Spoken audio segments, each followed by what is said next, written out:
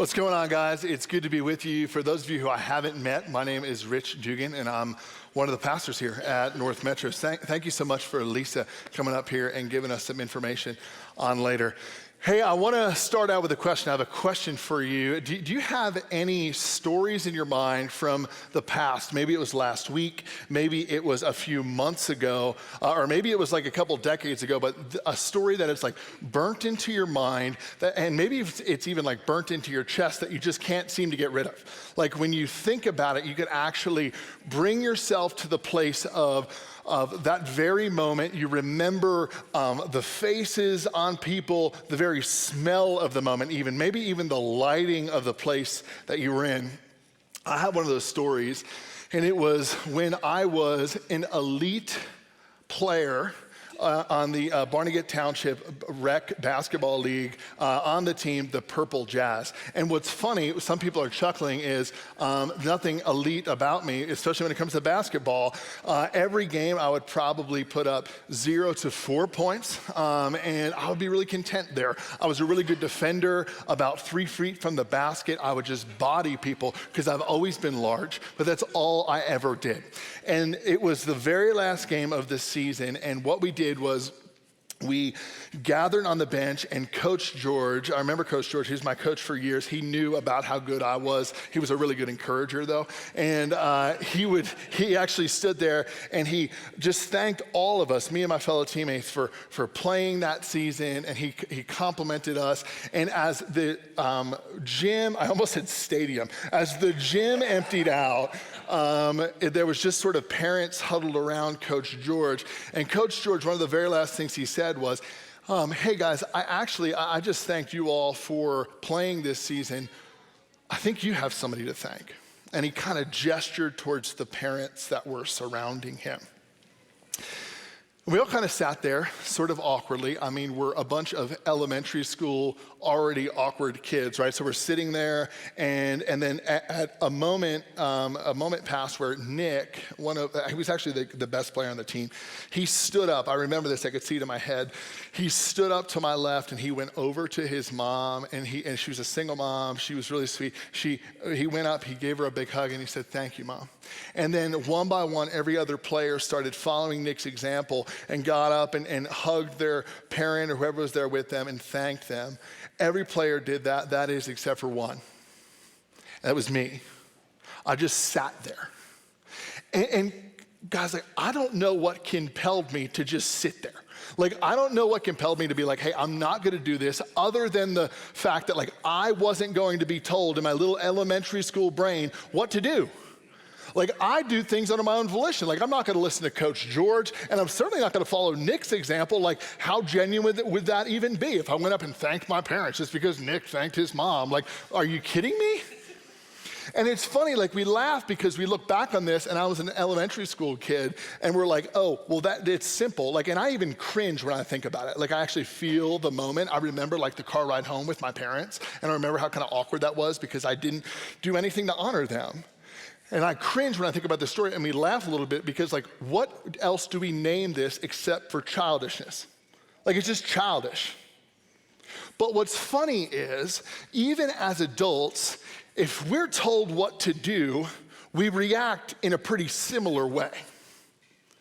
Like, if we're told what to do, and I'm not talking about like when you go to work and your boss tells you, hey, I want you to send this email, or I want you to meet with this client, or I want you to mop the floor, or whatever your boss tells you what to do. That's not the kind of telling you what to do I'm talking about. I'm talking about at a heart level, like when you're told what to do at a heart level, like what we should do with our interactions with other people, how we should interact with them, what we should do with things like our money, what we should do with our leisure time, who we should sleep with, yada, yada, yada. We hear in our culture this shouting freedom song of autonomy that says, don't you dare tell me what to do. Like, don't do it, or else I will lose my mind, because if you have the audacity to tell me what to do, I am going to have the audacity to do whatever it takes to cancel you and make sure that you don't tell anybody anything ever again. We don't want to be controlled. We don't want people telling us this is how we should live because our culture says that we should live a life without any type of boundaries, any type of limitations. And if there's any limitations or boundaries, then that is just stealing from our freedom. But my question this morning is, what if we got it all wrong? What if we have it all wrong? And it's as contradicting as this might sound, what if limitations actually lead us to a place of freedom? You might already be like, hey, no way. Or maybe some of you are like, hey, I actually showed up to a Christian church and I expect you to be really rigid. You already might be checking out. But I want you to ask this question. I want you to ask it intellectually honestly and even emotionally honestly. What if we have it all wrong? That our freedom song of autonomy that is being shouted from the mountaintops in our culture is actually not leading us anywhere, but it's leading us to a dead end. If you have your Bible today, you could open up to Exodus chapter 20. Exodus is the second book in the first 5 books of the Bible called the Torah. And what we see in Exodus 20 is God's actually going to give his people a list of limitations, a list of boundaries, a list of rules, whatever you want to call them this morning, that he calls his law. And in his law, I actually think we might have more to glean than we could ever imagine. We've been in this book of Exodus since the beginning of the year. And what's been funny is time and time again, we're reading this ancient literature, but we're coming to this place of, wait a minute, this ancient literature that has been written to reveal God to his people actually has something to say to us today. So if you have your Bible, we're going to read the entire chapter, Exodus 20. And if you remember the last chapter I read, my eyes were really messing with me, and I was skipping lines and struggling. And you know what? I read this a bunch over the last week, and I was like, I'm going to try one more week without going to either get a larger font or purchase some readers. So I'm going to fight hard to not stumble here, okay? But if I do, just grant me some grace, all right? Patrick, I might need to call you up to finish for me. Get ready. Exodus chapter 20, starting in verse 1. And God spoke all these words, saying, I am the Lord your God, who brought you out of the land of Egypt, out of the house of slavery. You shall have no other gods before me. You shall not make for yourself a carved image or any likeness of anything that is in heaven above, or that is in the earth beneath, or that is in the water under the earth. You shall not bow down to them or serve them, for I, the Lord your God, am a jealous God, visiting the iniquity of the fathers on the children to the 3rd and the 4th generation of those who hate me, but showing steadfast love to thousands of those who love me and keep my commandments. You shall not take the name of the Lord your God in vain, for the Lord will not hold him guiltless who takes his name in vain. Remember the Sabbath day to keep it holy. 6 days you shall labor and do all your work, but the 7th day is a Sabbath to the Lord your God. On it you shall not do any work, you or your son or your daughter, your male servant or your female servant, or your livestock or the sojourner who is within your gates. For in 6 days the Lord made heaven and earth, the sea, and all that is in them, and rested on the 7th day. Therefore the Lord blessed the Sabbath day and made it holy. Honor your father and your mother, that your days may be long in the land that the Lord your God is giving you. You shall not murder. You shall not commit adultery. You shall not steal. You shall not bear false witness against your neighbor. You shall not covet your neighbor's house. You shall not covet your neighbor's wife or his male servant or his female servant or his ox or his donkey or anything that is your neighbor's. Now, when all the people saw the thunder and the flashes of lightning and the sound of the trumpet and the mountain smoking, the people were afraid and trembled, and they stood far off and said to Moses, you speak to us and we will listen, but do not let God speak to us lest we die. Moses said to the people, do not fear, for God has come to test you, that the fear of him may be before you, that you may not sin, that the people far off, while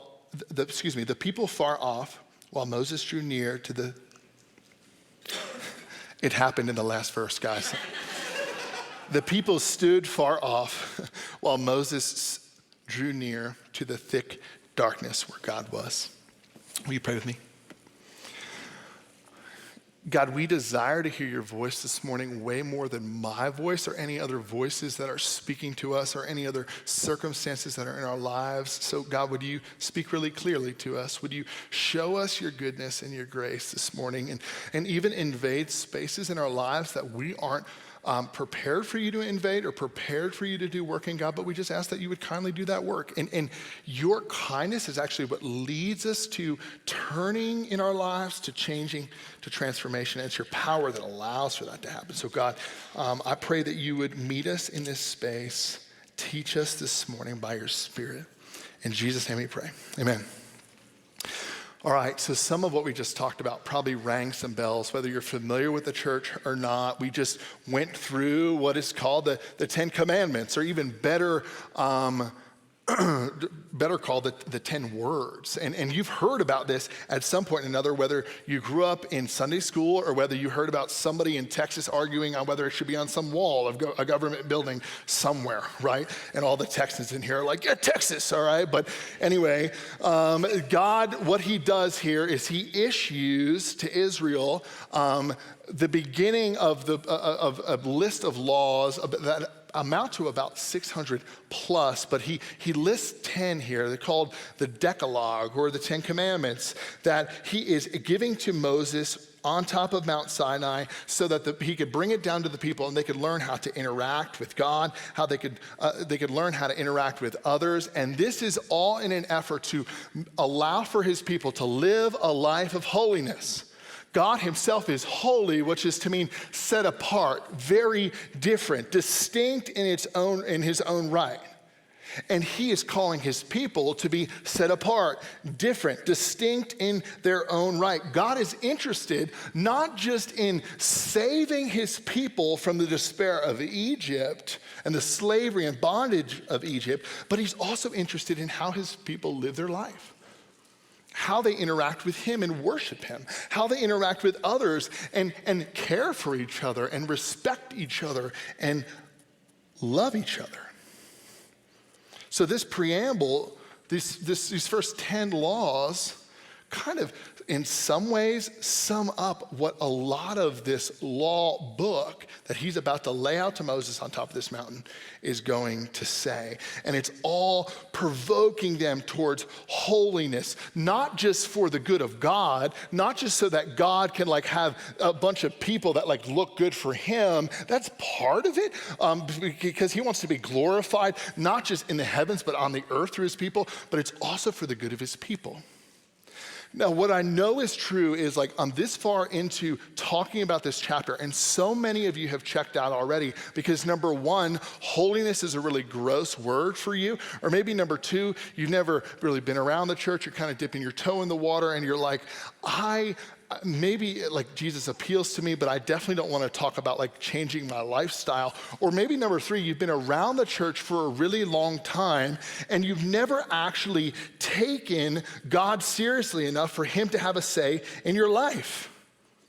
Maybe your response is as similar to that of Israel's. When God's done speaking to Moses on this mountain, and when we kind of read through the lines, we can imagine that the people of God at the base of the mountain are actually hearing what God is saying to Moses as he comes down to deliver it to them by his own mouth. And how do they respond to God giving Moses these first 10 commandments?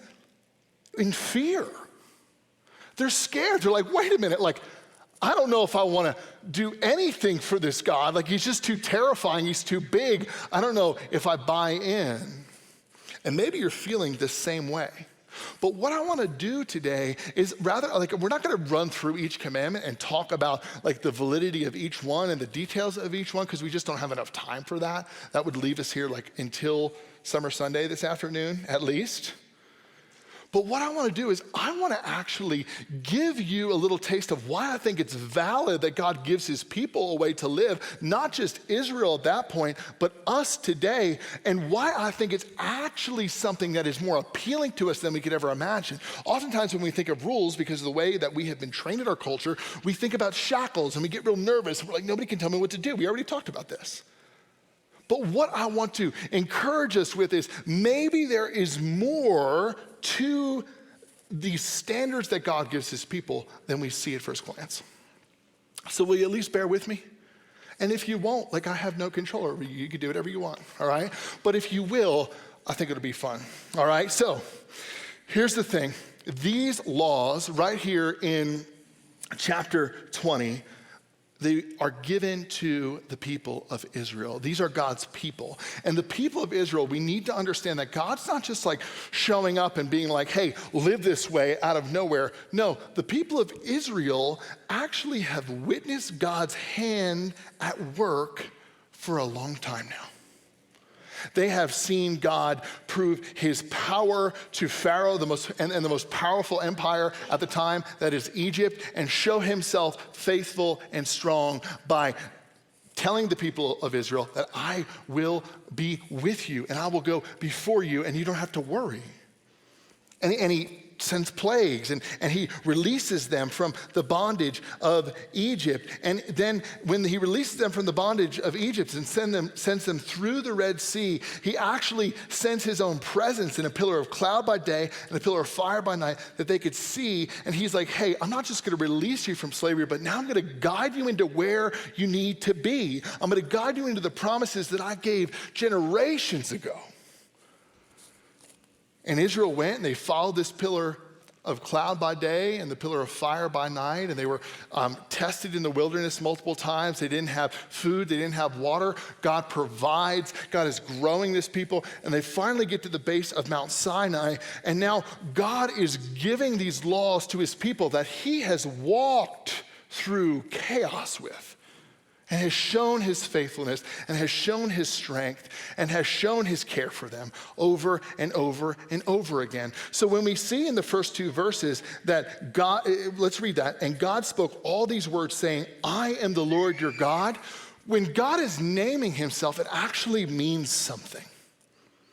God speaks and he says, I am the Lord your God. This isn't like God's not being some bully on the playground saying like, hey, do you know who I am? Fall in line.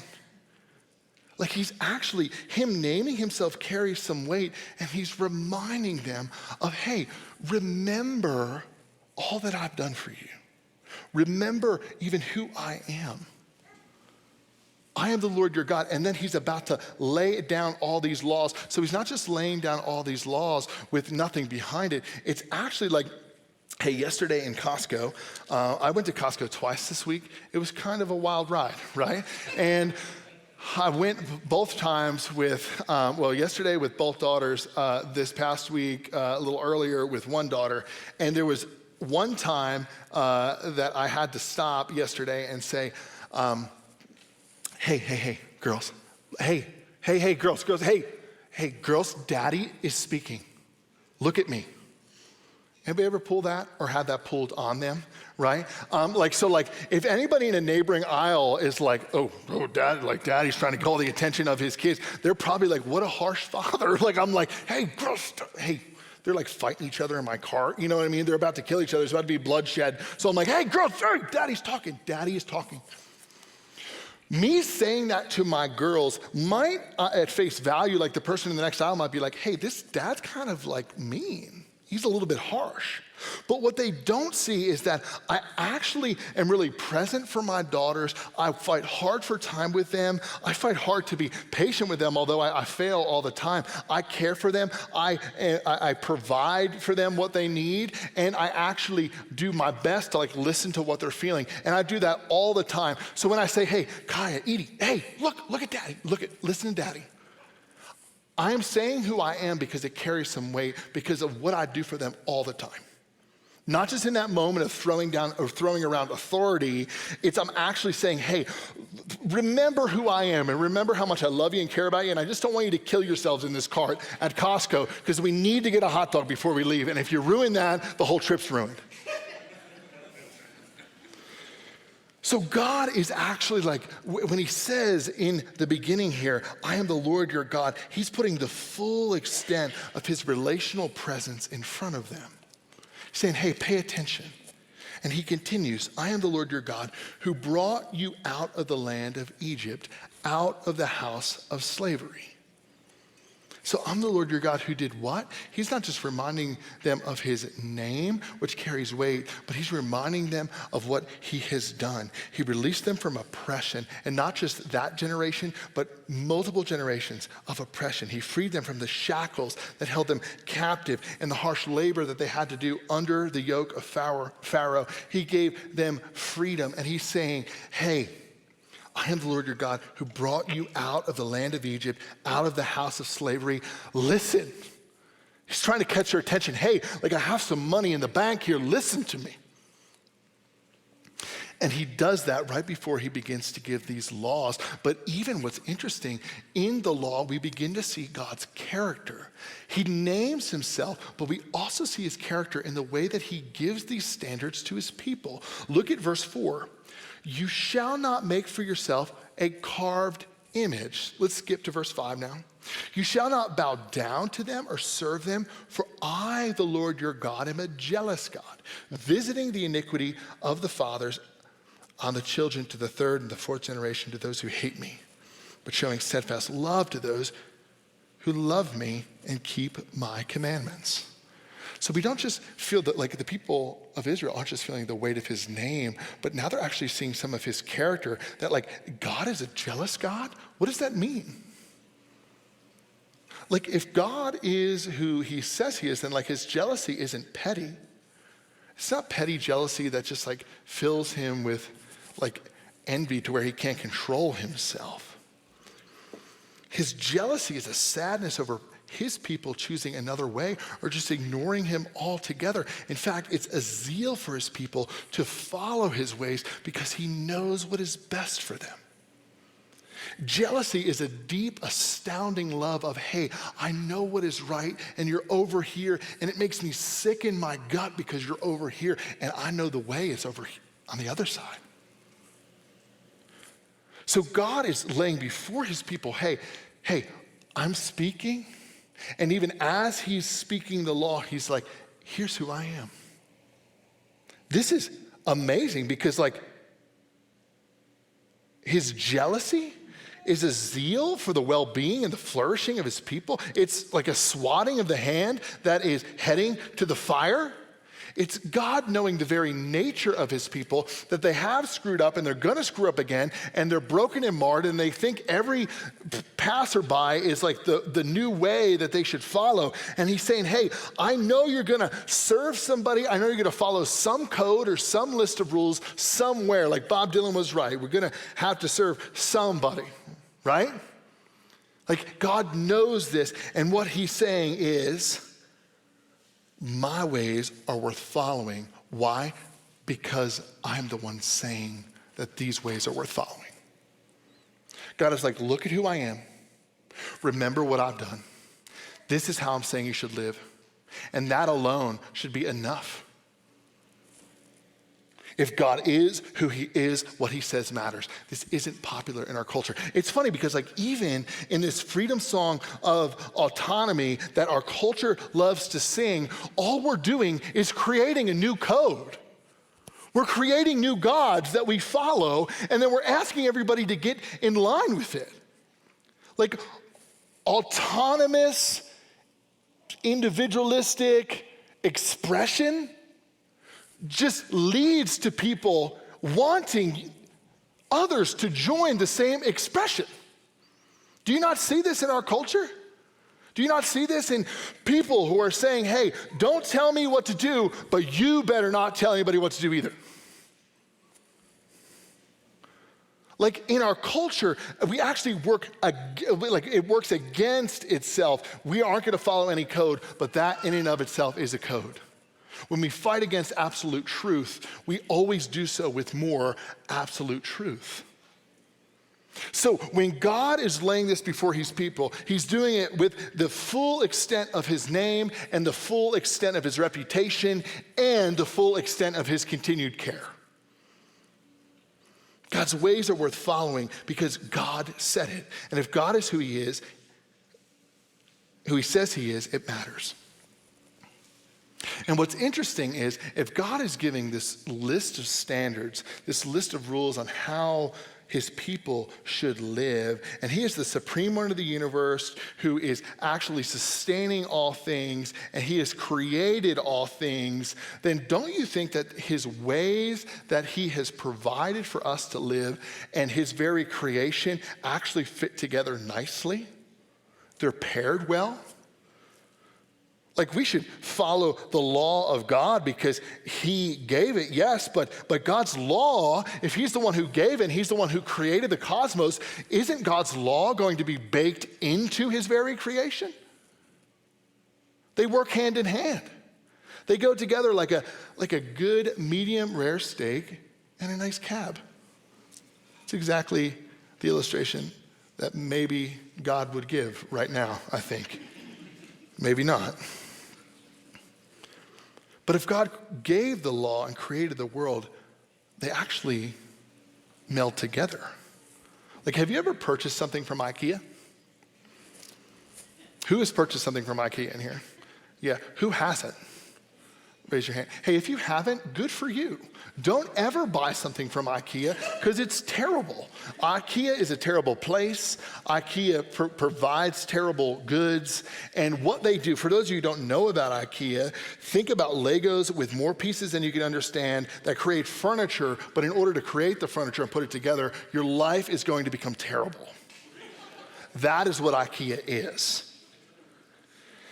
I was one time putting together this entertainment center from IKEA, and we went to IKEA. We were sold on IKEA. We were like, oh, we can get these Swedish meatballs, and that's the only reason I was there. And we could also like get all this stuff that we could put together, and it's really cheap. I brought it together. I put together this entertainment system with my dad, and we were like 17 hours into this, and we got to the very end, and we had still this like ginormous piece of wood that looked like the base. And what we, like it was a frustrating process. Like, me and my dad weren't having a good time. My dad's a big encourager, but like he was even struggling with the encouragement piece of life at that point in time. And it was just like nobody was having fun. So we got to the end and I'm like, hey, what about this huge piece that seems like it should like just snap onto the bottom somehow? And my dad's looking at the directions. And he's flipping around, and then he starts backtracking, and I'm like, oh no, all right. So he starts like flipping back to the front of the book of directions that they gave us, which is like not a pamphlet, it's like a book. And we get to the very first step, and it says, place the baseboard at the bottom of what you're about to build, right? We didn't do that, right? We didn't follow the instructions well. And then we tried to like take some things apart and we actually put it into place. Turns out the baseboard was warped and we had to return the whole thing. Anyway, it's not my point. We missed the instructions of how this thing was meant to be put together because there was actually like a way. There was a method that was given. And for how frustrating IKEA is, like it's cheap and people go and buy their stuff and it works really well for a long time. So like they give you these instructions to follow. The world was created in a certain way. And it wasn't created like tricky like IKEA. Like, there's a right way in the world. If there is a creator, then there's also a right way to live. Like, God wasn't saying, hey, I'm gonna create the world and I'm gonna let my people figure it out and fight each other in order to figure it out. No, he's saying, hey, I've created the world, I have a people, and now I'm gonna give you ways in order for you to flourish in this world. Like, when God creates the world in the very beginning, he does so in 6 days. And this isn't just theatrics, that on the 7th day, he rests. It's baked into the very foundation of the world that Sabbath rest is necessary for God and for his people. It's good to stop and to rest. Like, hear that. We all go. I look over this room and I love so many of you that also do not know how to rest. And God has actually created this world and created us to have a regular rhythm of rest in our lives. It's baked in. It's not an afterthought. It's not like, oh, things are tiring. It's like it's baked into the process. This is why he gives commandments, like honor your mother and father. When we look back at my basketball game and we look back at me not thanking my mom and dad, we know that that was silly and that I was being a brat. Everyone knows I should have got up and thanked my parents. Why? Not just for like some principle, but because as a young man, I needed to learn deference. I needed to learn respect. I needed to learn submission. And that was necessary for me as a boy in order to step into manhood to learn from that. And I missed and I learned and it stuck with me. I actually think like the funny thing about that is I think part of that is like the Spirit of God reminding me that like that deference, that respect, that submission, the need for those things still exist. So I remember those stories, and I think it's God's kindness towards me that actually baked into the cosmos is that children should honor their parents and love them and respect them. I was convicted by this past week. Like I had to call my mother and have a conversation with her and just show her the honor that she deserves because I don't always do that. And I came off of the phone not feeling smaller because I was actually playing into the hand that God has given me to live my life. Like this is why God gives the command of not committing adultery. Like I don't care if you're sick of your husband or sick of your wife or they're not paying attention to you. Like you're not gonna go find your sexual gratification other places because it's going to ruin things. Like when has that ended well? God's like, hey, when you're in a marital relationship, pursue one another. And once things get a little tiring, get a little rough, which they're going to, friends, like life is broken. You're gonna have days where like you get frustrated with your spouse. You're gonna have days where you don't feel like they went as 100 as you went 100. Like there's gonna be days like that. But when you get to that point, there is this law that God has written in the sand and written, kind of put a line in the sand, and you could choose to obey that and let love grow deep and fight that hard fight that he gives us energy and strength and power to fight. Or you could say, my ways are better, forget that, and you could cross that line and do the very opposite of the flourishing that God has given you. And there's a million ways you could do that.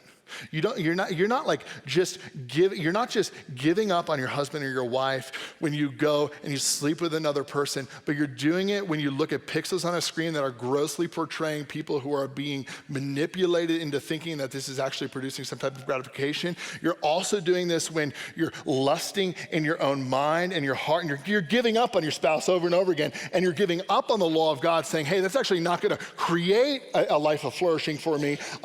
My marriage is too far gone. I am not going to continue to pursue this anymore.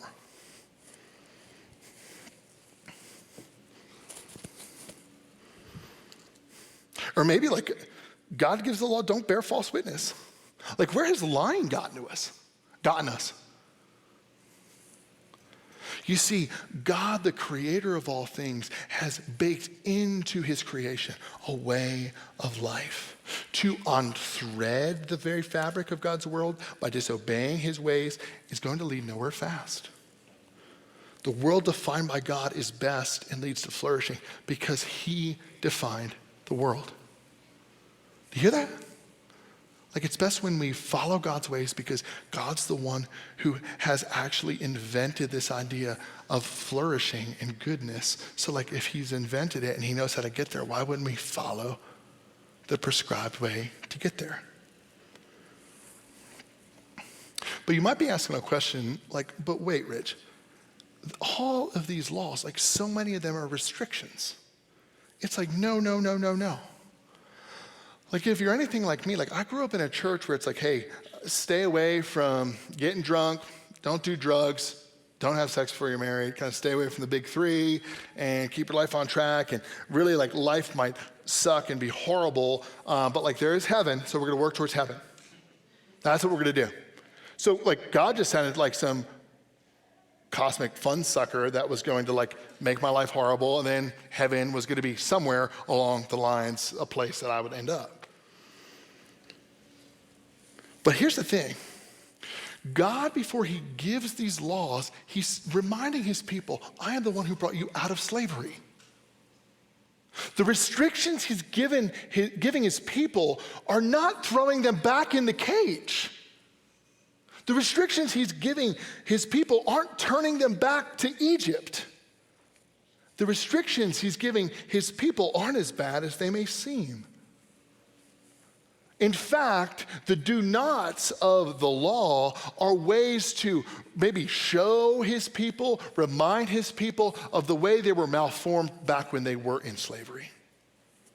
It's to remind them of their slavery. Think about Egypt. God saying, hey, do not do these things because remember what they looked like back in slavery? I'm inviting you into a new way. So the do nots of God's law are actually reminders of the shriveling life that they provide. And listen, although they might sound enticing, I just gave 3 examples of like dishonoring your parents, committing adultery, lying. Find people who have gotten caught in those 3 things and ask them if they felt more captive, more bound up, more of a slave in that moment of being found out, or if they've experienced that as, oh, I'm free, I'm doing these things. Like, ask them. Ask them. It's God's grace to you to ask them because you will be shown, you'll be reminded that actually going back to ways of slavery, doing the things that God says not to do not lead to flourishing. Think about a runner. We have some runners in here. I'm not a runner, all right? We have Drew in here. Drew's a runner, right? Drew ran here this morning, I'm sure, probably.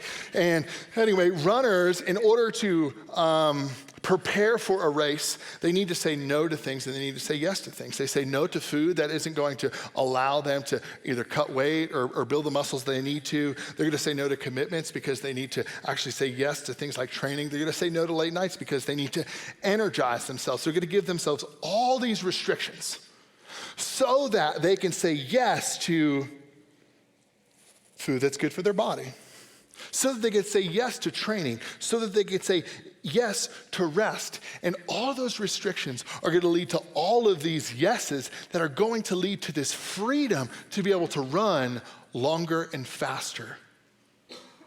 Clark Nunnally right now is pedaling up, it's 10:49, he's pedaling up some mountain somewhere.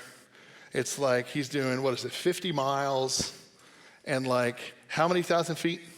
Does anybody know? 8?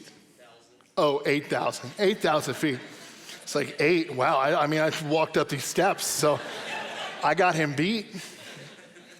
And he's doing that. First off, he's doing that voluntarily, which is for me, silly. We're different men, right? We're different men. But here's the thing. Over the last few months of being with Clark, Clark has been eating a certain way. I have seen Clark's Strava, and he's been riding in a certain way in order to go out and to absolutely crush this race that he's in right now. All the do-nots of Clark's life for the past few months allowed him to get to a spot where he is actually flourishing into a better mountain biker, and he's definitely able to climb better than maybe he ever has been. Without the restrictions of Clark's life in the past couple of months, he would have went in today really struggling. He would have failed, potentially. If people want a longer life, they're gonna eat healthier.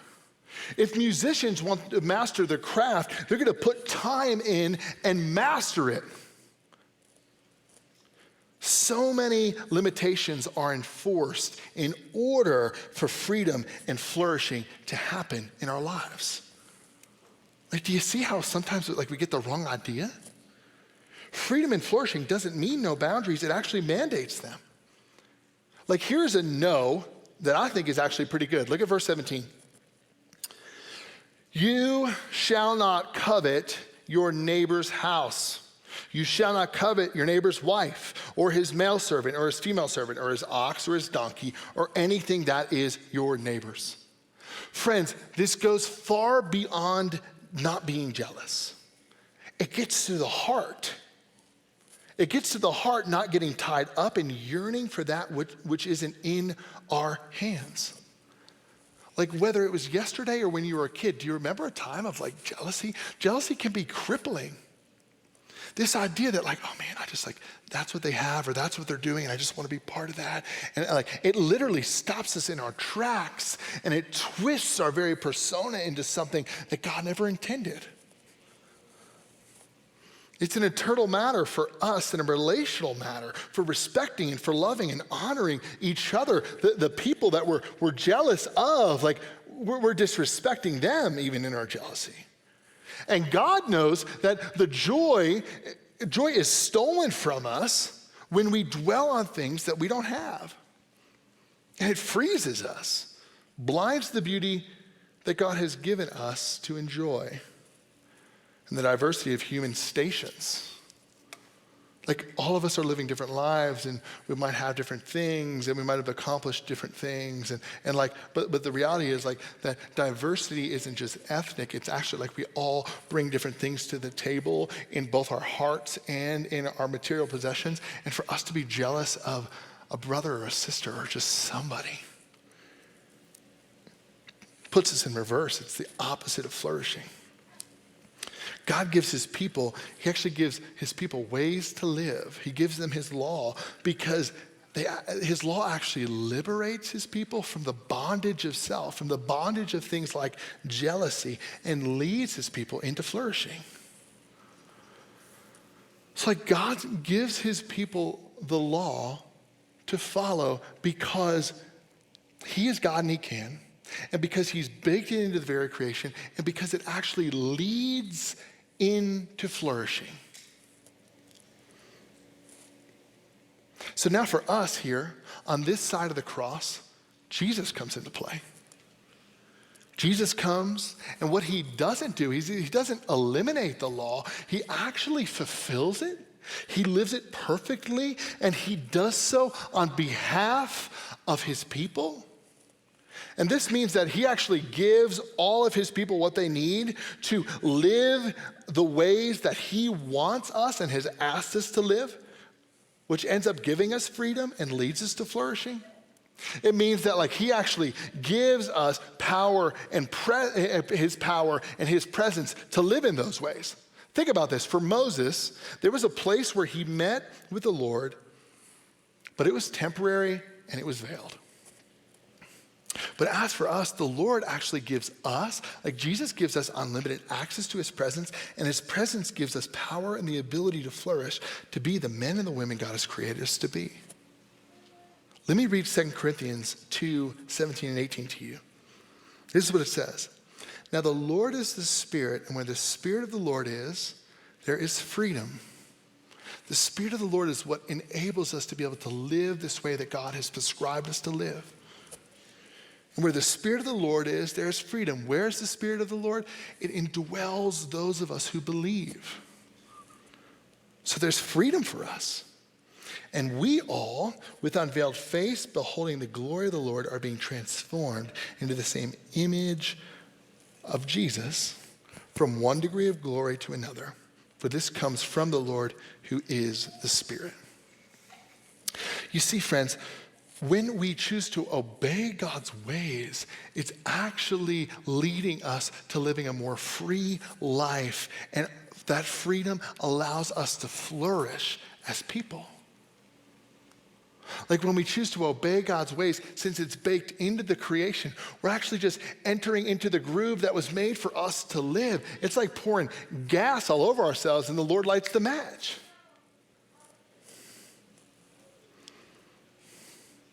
So I want to ask us, like, what if our fight for autonomy is all wrong? What if God actually has something better for us? Like, even though it might seem counterintuitive to put yourself under the rules and regulations of a God, like, what if those rules and regulations, if you want to call them that, actually lead us to become the men and women that God has created us to be? And give us more freedom and allow for us to flourish more and give us the ability both intellectually and emotionally and even physically, like, to enjoy life more and to enjoy the goodness of God more, to enjoy other people more, and to join God on his mission more. Like, if I'm honest, so many in this room have been running in church circles for a long time, but there are just things in your hands that you're like, no way, I'm not giving that over, because if I give that up, all of life is going to hurt, and it's going to be bad, and I'm going to go nowhere. But what God's saying is, he's saying, hey, open up your hands, drop whatever you're worshiping aside from me, because command number one, there could be no other God before me. Drop it. And there in that dropping, in that surrender, I will meet you and you will be what you have been meant to be. You will actually be listening and responding to the call that I've been giving to you ever since you were converted. And for those of you who don't follow Jesus, following Jesus, like there's been a lot of ways that the church has just thrown rules on your back and made you feel like a gross, horrible person for this reason or for that reason when you actually aren't even following Jesus. So if you're not following Jesus, why would you follow his ways? But here's the thing, in following Jesus, he gives you his spirit. And where the spirit of the Lord is, we just read, there's freedom. And in following Jesus, it might mean that you're holding on to certain things that he's like, hey, you didn't have the power, but now you do. Open your hands and I have you. Step into the life I have for you.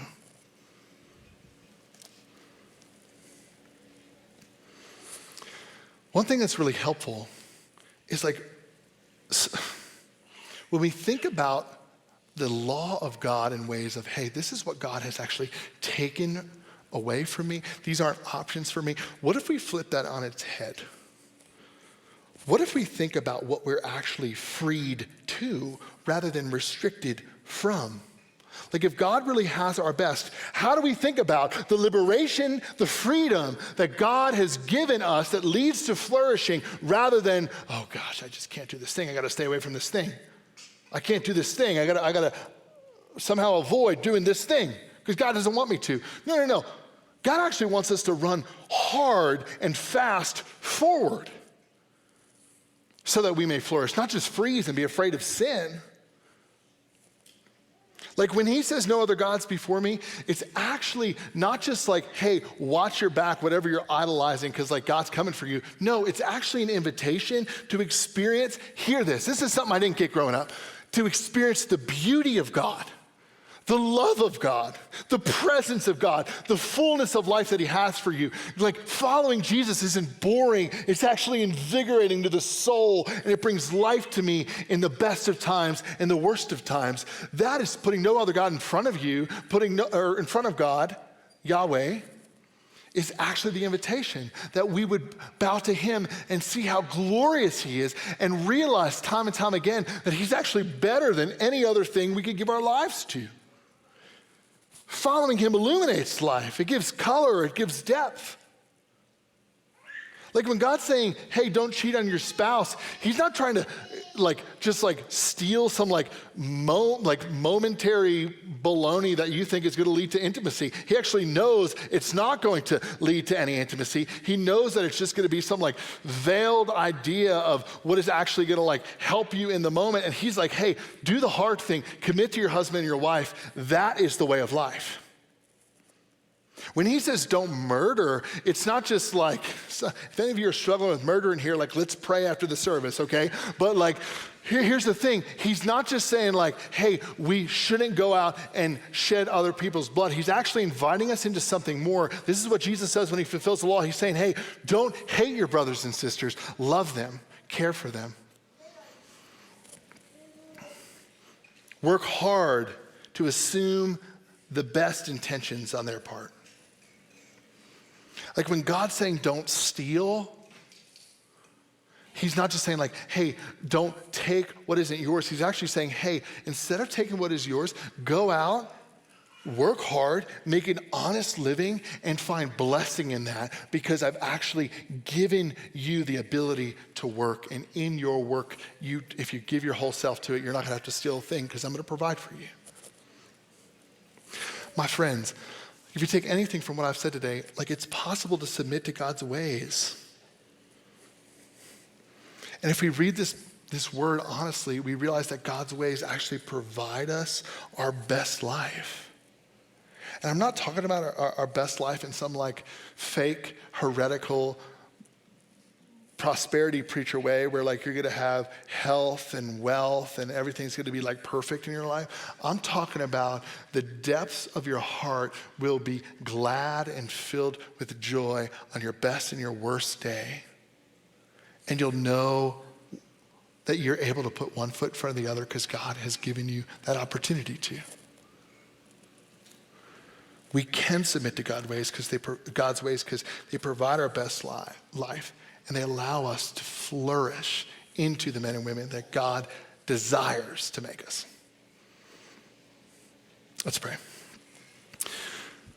Lord, thank you for your kindness in inviting us into life with you and giving us a way to live. I pray that us here in this room, Lord, that we would just see your way of life as good. God, that you, in a way that only you can, would change hearts and minds even right now and woo us into holiness with you so that we may love you more deeply and experience the flourishing that you have for us in our lives. So God, we love you. I ask you to bless the rest of our time this morning. In Jesus' name, amen.